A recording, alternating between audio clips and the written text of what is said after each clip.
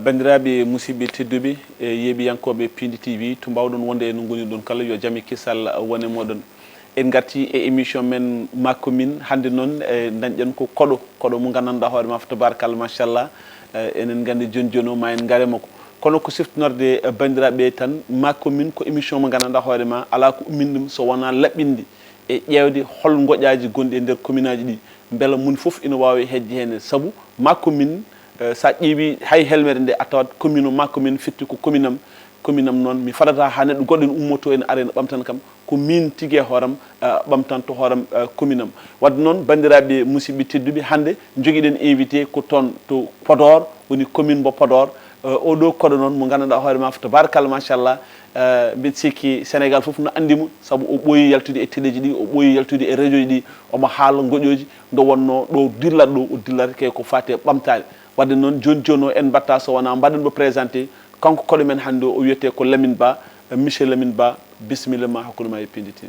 Merci beaucoup a jarama vraiment enen jogui weltare artude ɗo e galle men Pindi woni ko enen jogui ɗum ko fierté men vraiment mbiɗa wonma remercier won mon félicité aussi e ligguey vraiment baɗɗo fayida mo battuno mbaɗi hen profité aussi enen mbiya yo Allah hokku men wattude ni mboori enen juuro enen jarna vraiment bandiraɓe foof yeeɓoɓe télé Pindi Allah hokku men wattude ni mboori Allah waɗan men ko jaɓaɗo amin vraiment hono mbiɗani ko noon tan ko noon mawɗo Lamine Allah jarama mi sikki hay hojomaji en ngala kenen perte so wona tan paten tan ko directement e ko gandanɗa hoore ma ko ɗum ɗon ummin men ko ma commune mi haali joni joni mbi ma commune ko ɗum helmere nde gandanɗa hoore ma firti tan ko commune am min jeen hooram hay goto mi fatta ha ara umminan ɓamtan kam commune am kono haade nden alay saago ganden holo commune gummiɗa woni commune mo Podor hande so ɗi anduɗi commune mo Podor holko mbawɗa haalande min e holko woni commune commune Podor hono mbiɗani ko noon tan ko weltare e Podor commune Podor kam vraiment ene anda e département de Podor woni ko département de Podor déjà aɗa andi Podor woni ko 22 communes mais Podor kam presque enen mbawi jaggude woni capitale départemental ene wawi wiyede aussi presque Podor ɓuuri heedi wonde commune e département o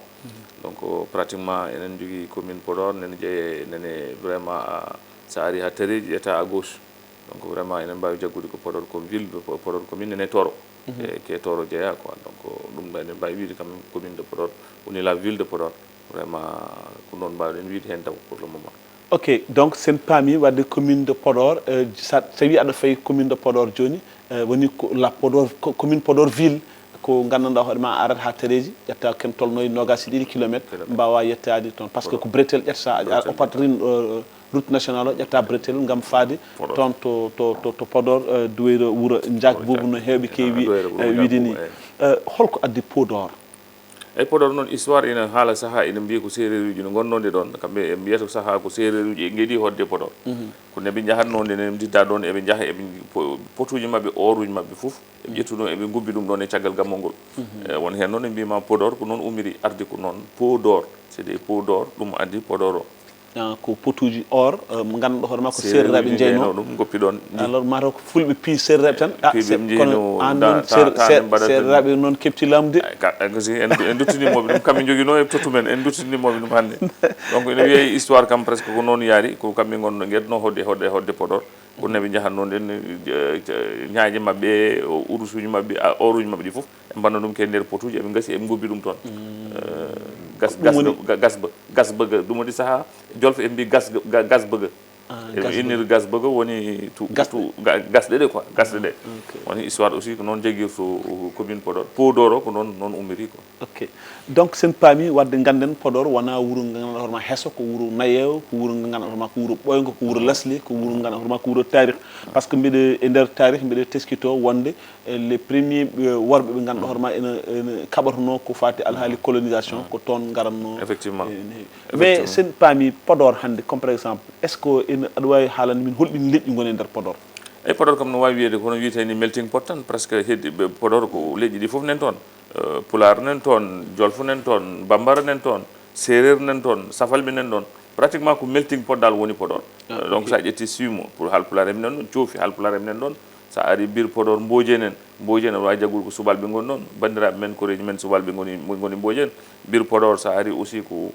famille wonen ɓe goni ɗon aussi jaggen ko haalpulareɓe e wolof jolfuɓe garen hande law demba ko pratiquement melting pot safalɓe nen ɗon bambara nen ɗon séréruji nen ɗon joolaji nen ɗon pratiquement ko ɗum dal ko genre pour ne pas dire jahase mélange ko melting pot ko brassage culturel mawɗo woni nder commune Podor par ce que Podor aussi e tarih aɗa woti yejjid ko fort wonno fort no wonno ɗon guila temps colonisation 1854 ɓe mbaɗin ɗon comptoir commercial ko ɗum addi port sa ƴii Dande Maayo ngo ko ɗum ɗon woni ɗon ko port ko carrefour d'échange commercial wonno guila temps colonisation guila 1854 nde mbaɗat pénétré Podor par ce que guila nden aussi ɓe kefti Podor guel ndem garante ɗon Podor aussi ɓooyi wonde vraiment symbole ɓooyi wonde historique quoi.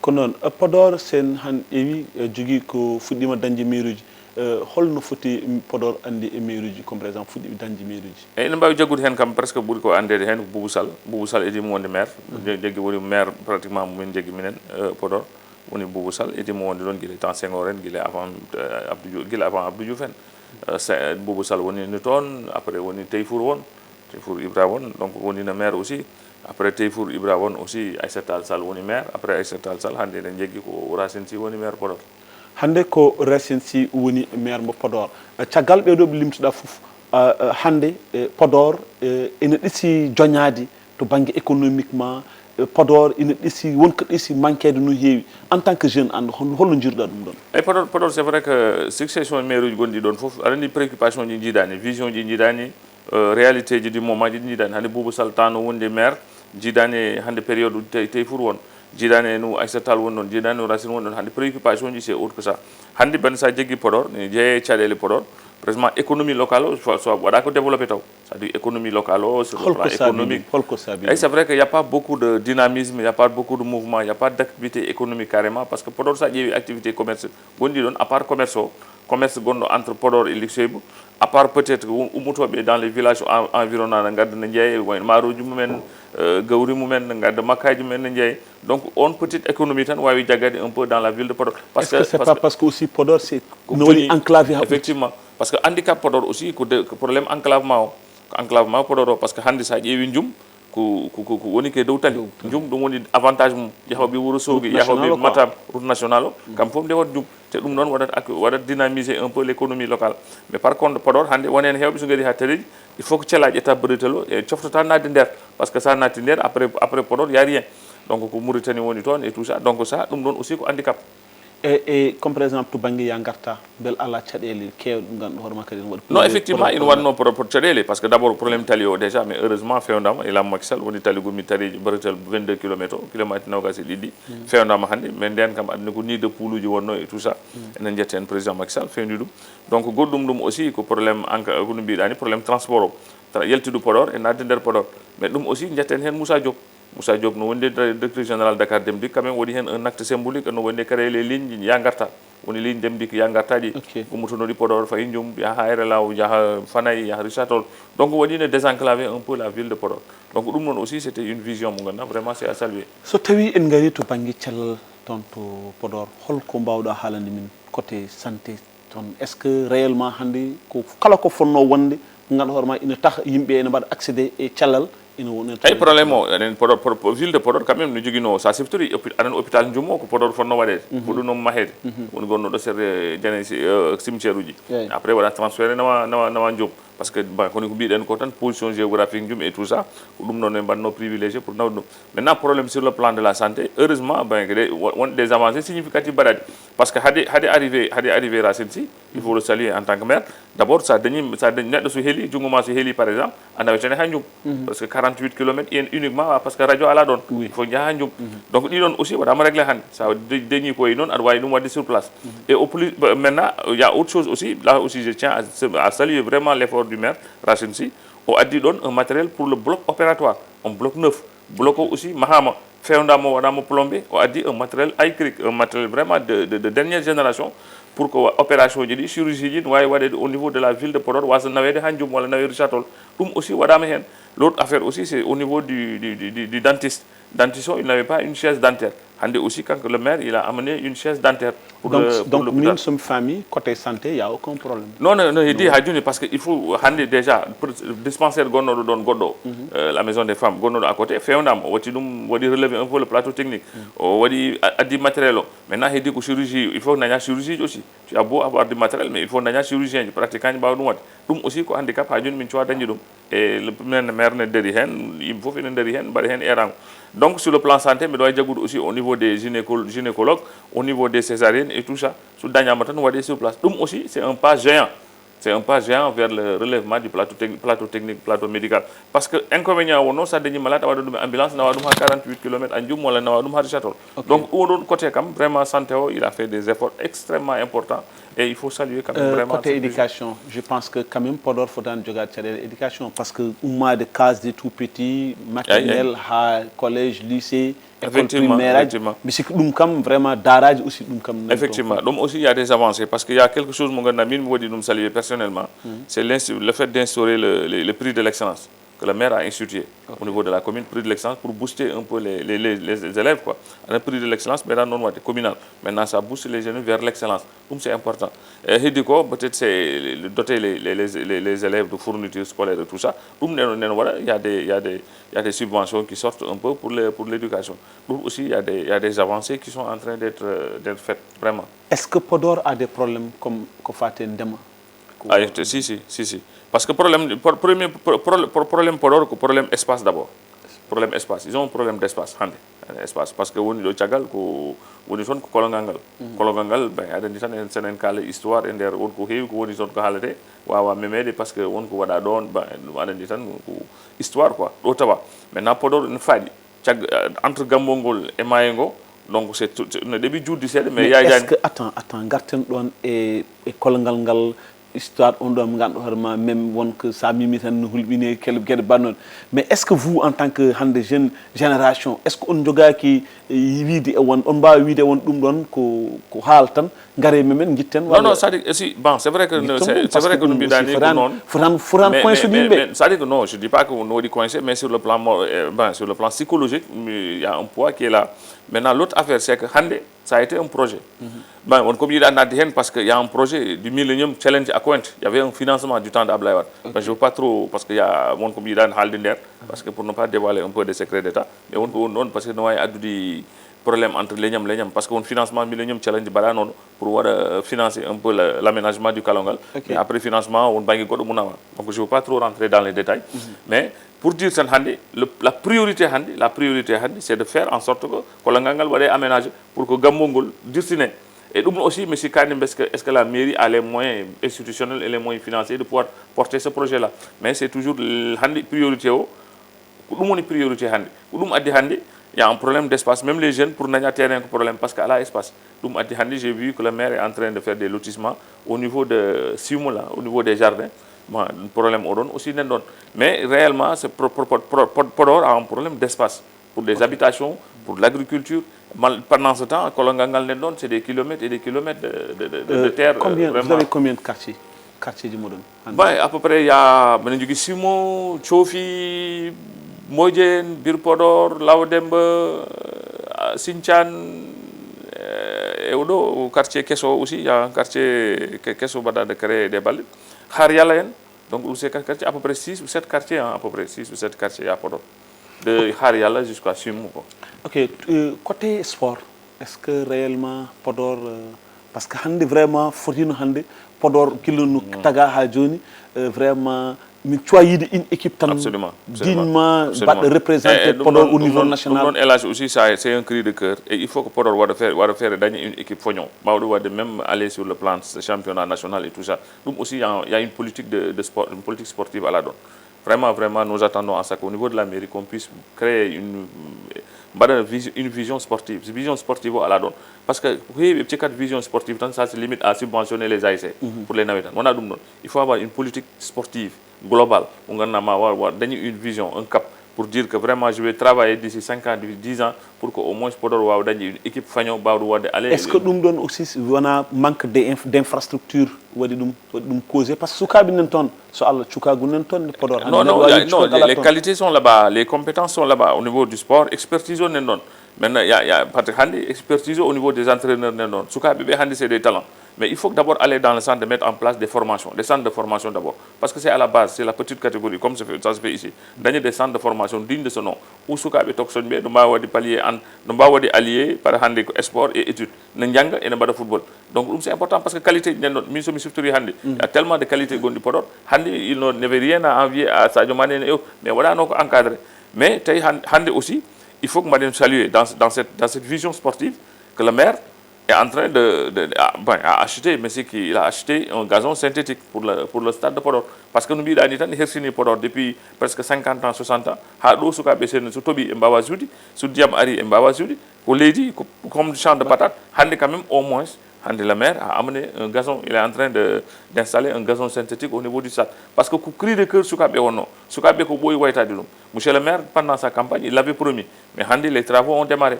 Donc aussi, madame félicité par rapport à ça. Donc dans ce Tawimi famille, le maire, le nouveau maire Mamadou Racine Sy, vraiment c'est un ben gatchengal parce qu'il est en train de touche qu'est-ce mais honnêtement, Elage, bon, Aïssata no wodi dedo wodi ko foti wodi ko way wadde à la limite de ses possibilités parce que handi le défaveur Aïssata wonno ko no wonde maire, elle était dans l'opposition et donc aussi c'est un handicap. Mais il faut reconnaître quand même que le président Racine Sy, bon le maire Racine Sy, vraiment honnêtement dans tous les domaines il est en train de poser des actes. Mais c'est pas une fin encore.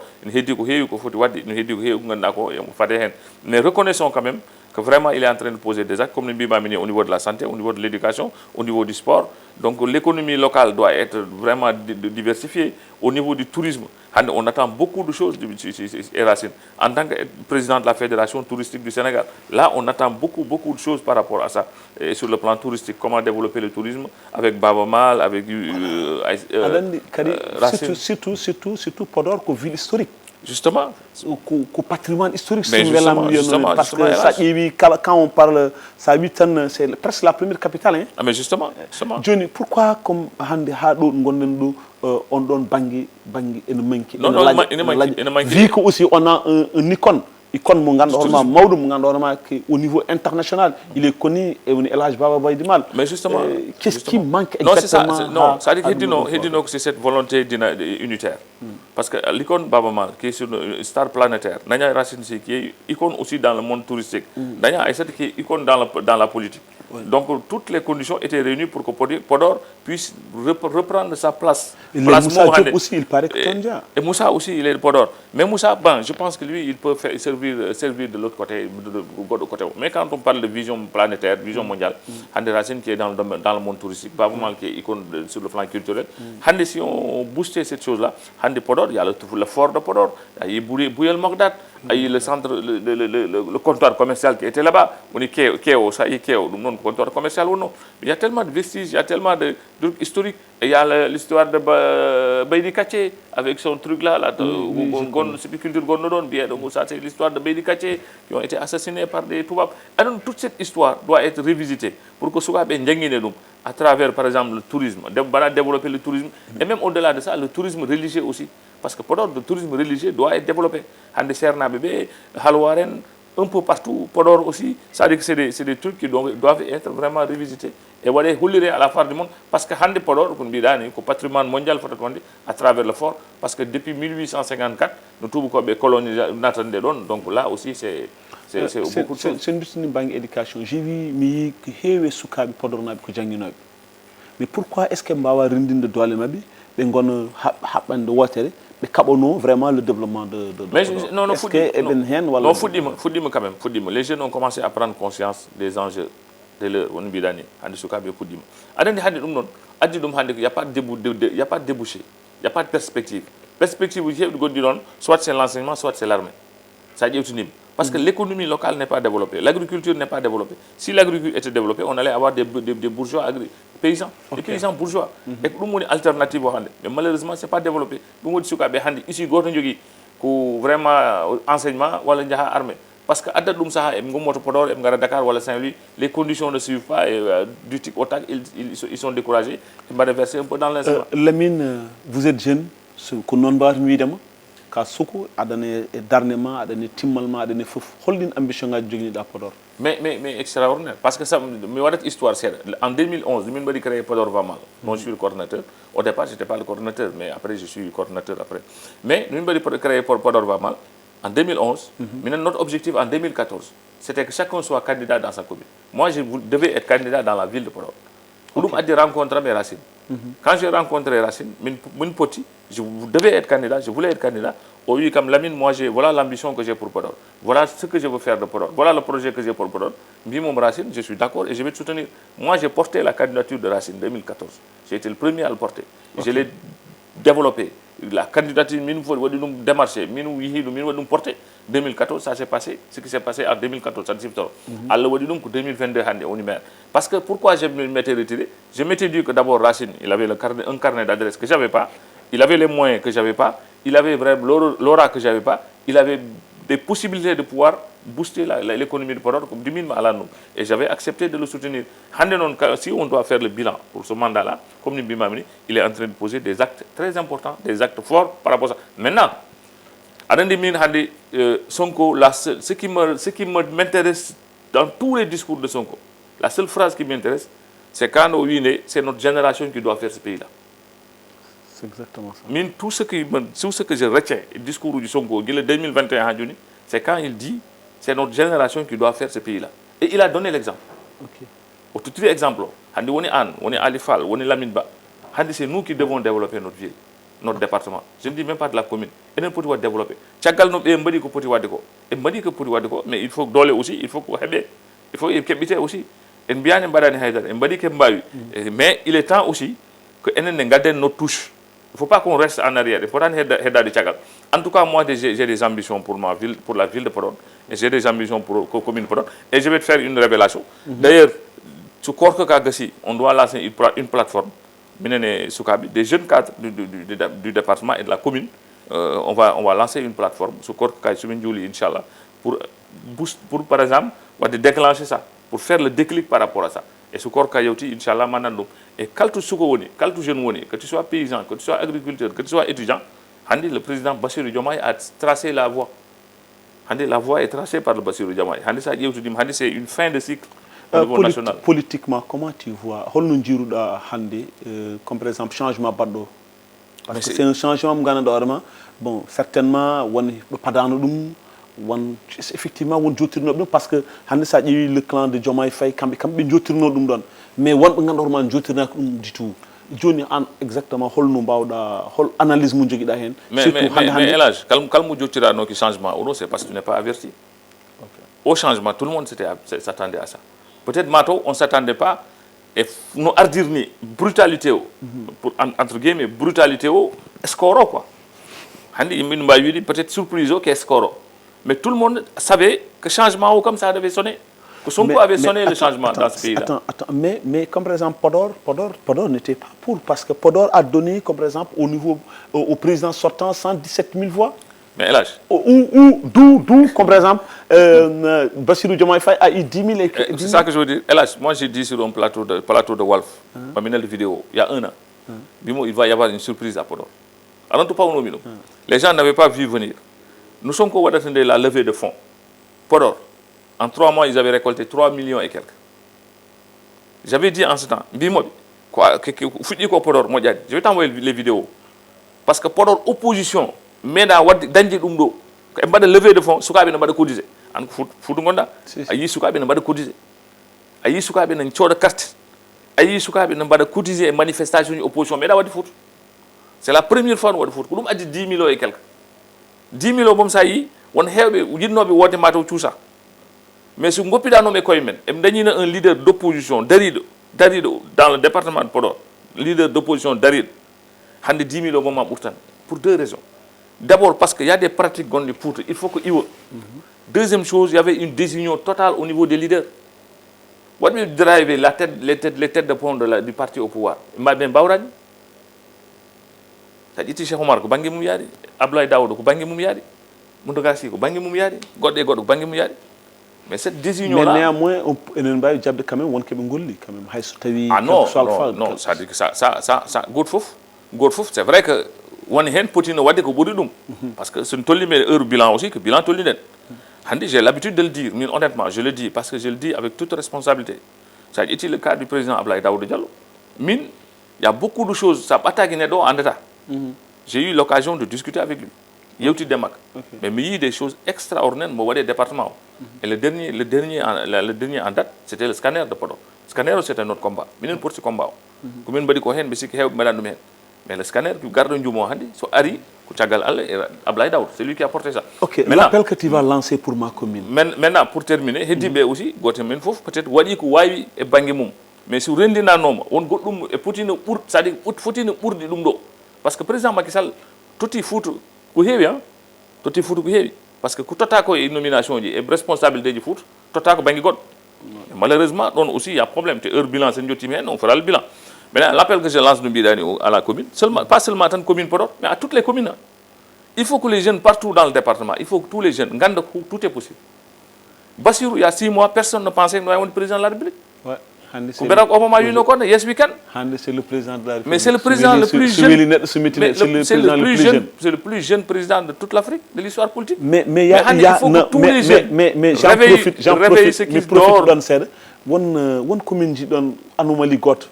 Il faut que Ousmane aussi se mette distance parce que pourquoi Ousmane n'est pas correct parce que Hanki Indji tout palais de la République Indji Nouay non ça dit que le problème c'est quoi c'est que Handi Sénégalais yi ngotani ko Sonko voilà les gens ont voté pour Sonko c'est Sonko qui a élu Diomaye d'accord mais attends Sonko je suis tout à fait d'accord que ça va bon Sonko taki Diomaye non je n'ai pas terminé je veux dire mine mon souci le risque mine le problème que je vois venir, dualité. Si Bassirou et Sonko arrivent à régler dualité au don, voici what dualité le Sénégal sera à l'aise. Mais aussi, on attend de voir. Tant qu'il n'y a pas de gouvernement, quelle sera la posture de Sonko? Tous les Sénégalais avertis se posent la question. Quelle est la posture de Sonko dans le gouvernement de Macky? Et pas Gorko Gorko nous vient comme Kédi Tati Loubir Saki, Lamou Loubir Saki, Debou Loubir Saki. Fitne Loubir Saki.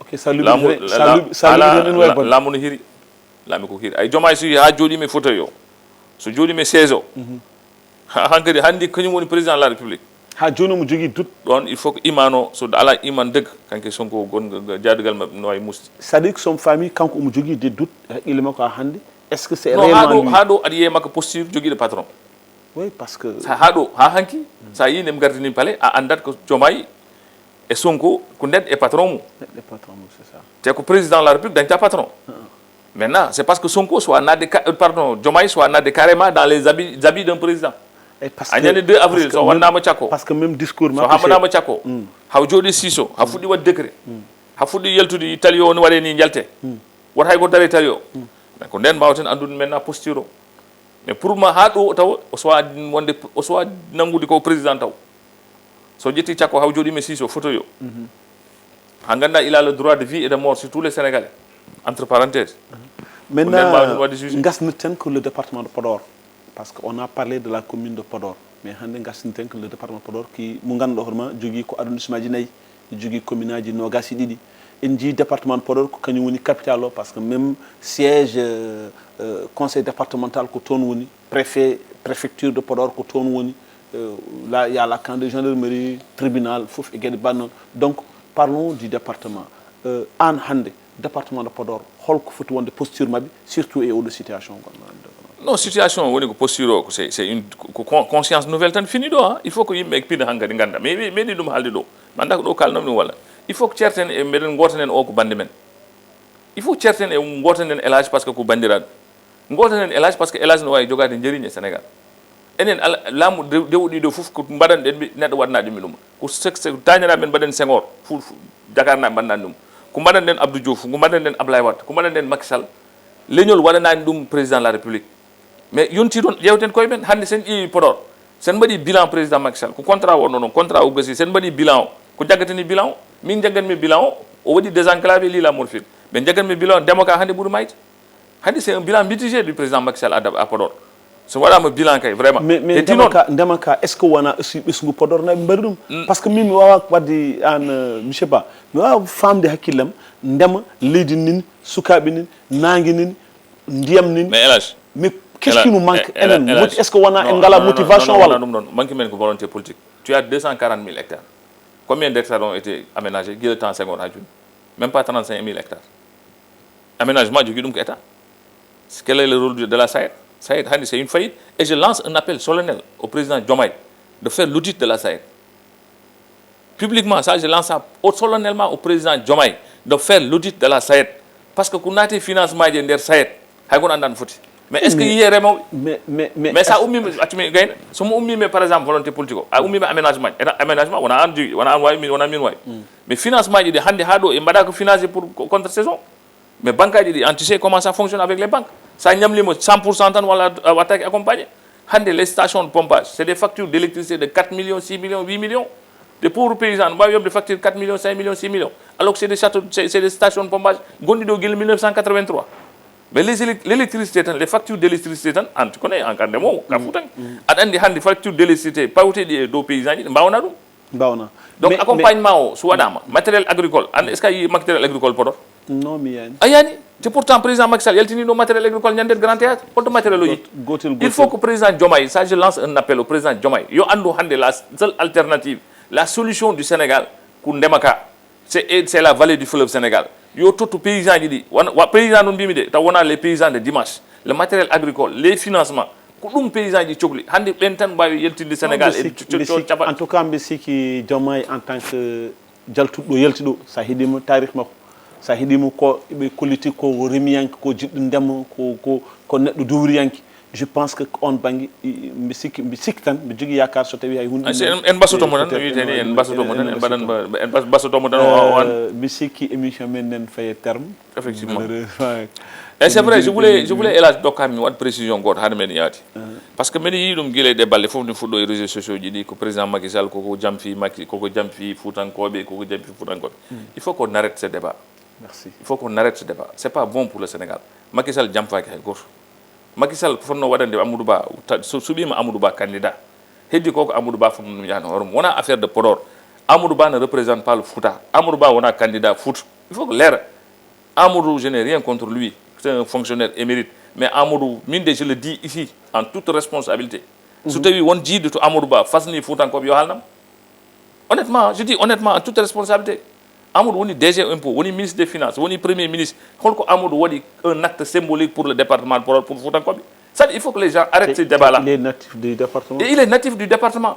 Hande normalement Ndiayen Penda wona ɗum fonno haalede Fouta wona ɗum fonno haalede. Il faut pas attendre que campagne yotto mbiya aɗa woni candidat Foutankoɓe.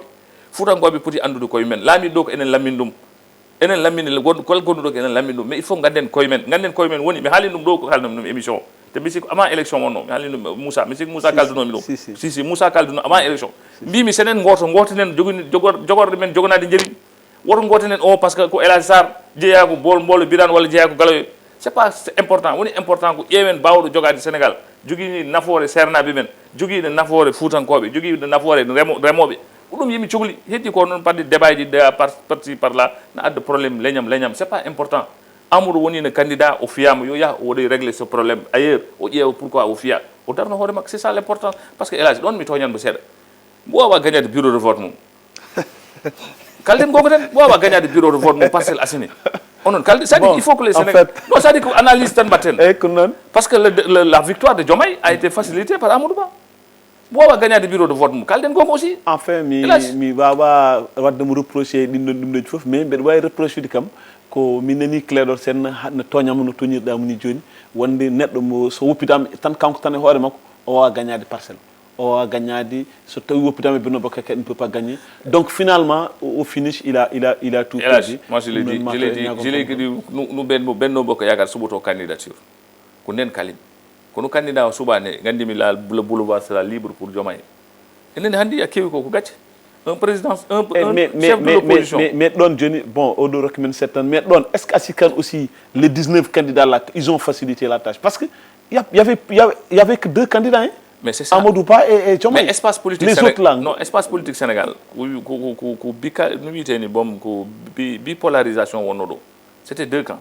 C'était le camp de l'opposition incarné par Sonko et le camp du pouvoir. Quand il dit qu'au faux, c'était des figurants. Moi, je l'ai dit dès le départ. Il dit parce que la preuve, le deuxième, il a 35%. Le meilleur dernier, il a 2%, mais il a 3%. 2,2. Mais donc, première analyse, ça dit que ça a été tout ça, pour rien. Il dit que c'est Khalifa. Non. Ça dit que ça montre que déjà, le Sénégal a fini de régler cette question-là. Pour deux camps, c'est le camp du pouvoir et le camp de l'opposition. Maintenant, tout Fayado, quelle sera l'opposition face à Diomaye? Parce qu'à coup sûr, il y aura une recomposition politique. Parti socialiste, les Aminata Mbengue Ndiaye vont bouger. AFP, les Moustapha Niasse vont bouger. Au niveau de l'APR, le président Macky Sall va bouger un peu. Il dit non, maintenant, quel sera l'avenir de l'APR? Quel sera l'avenir du PS, de l'AFP, par rapport à Diomaye? Est-ce qu'il y aura une nouvelle opposition incarnée par des jeunes, incarnée par la jeunesse? Et je suis sûr que Don Faya, il a besoin d'un opposant à son âge, avec les mêmes préoccupations, les mêmes objectifs. Il faut pousser. Parce que Diomaye, Sonko, à travers Diomaye, il a réglé la question du cycle. Il a fermé un cycle. C'est un cycle de politiciens qui est fermé. Ok. Maintenant, c'est mon cher frère. Dernier moment, juste et ma commune. Effectivement, Hande, hol erango erotda sukabe surtout bada renouveler erango fait des sukabe fait des communages di. Non, Hande sukabe c'est le seul appel ko yebe ngandu koy mabi. Yebe ngandu koy mabi. Kalti suko woni yo andu koy mum. Hande haydara jombani dum. Wonde maire jombani bi, wonde président conseil départemental jombani bi. Wonde président de la république jombani hay goto suko. Te podor hande ko woni doni sukabe jangube, woni doni sukabe jom gande. Hay goto andano foti. Ils sont partout dans les universités et ils sont les meilleurs partout. Tout le département de Podor. Partout, tu as des jeunes cadres qui sont dans les communes, dans les différentes communes. Et la voie est tracée et que tout chacun ait des ambitions légitimes. Parce que c'est cette génération qui doit faire ce pays-là. Congol ma bat ningole ma commune. Vraiment, et d'où on a ligue mou batono, on est Moussa et Pindi Fofdal, vraiment une belle témoin. Et on lance aussi le président Diomaye, qui a tout et télédido. Télé sur le plan culturel, Pindi, radio Pindi, télévision Pindi, yo wattu en hakil no fewi on anda aussi dum do ça fait partie du socle, ça fait partie des piliers de l'État. Et maintenant vraiment ñaga du Sénégal tan ndu won den président men ça yidimo ko président ma ça yidamo ko président ma hande te il est notre président pendant 5 ans. Donc so dañi ndam ko Sénégal dañi ndam so wadi fakhasalu aussi ko Sénégal wadat fakhasalu. Donc ene ñamo artir hakile makanka on anda hanka do nati won opposant ko président de la République du Sénégal. Allah jarama mawdo Lamine Ba weltanama han fewi wonno ko émission ma commune ko émission mo gananda hoorema ummini dum ko yurnitade kala ko fati communage ummini dum ko darnde mudum tigirigi e ko fati communage enen ero dendangal disnguji meden disngu département de Podor disngu Sénégal fof kala jiddu vraiment odo émission bismillah mudum parce que enen biden communement ko antan way bamtan dum hoorema hay gor wa bamtande mudum woro paden hay goren aren bamtanen en ji exemple ji ken sukabe enen sukabe enen bero surtout sukabe hande Diomaye Faye recruit exemple vraiment mo gananda hoorema hande ko kanyum woni président de la république no Lamine Ba wini so weli neddo so metti neddo ko kanko Allah halfini leydi ndi yo jogoro jam kadi yo leydi Sénégal yaaru yeso allahumma salli ala sayyidina Muhammadin wa sallam.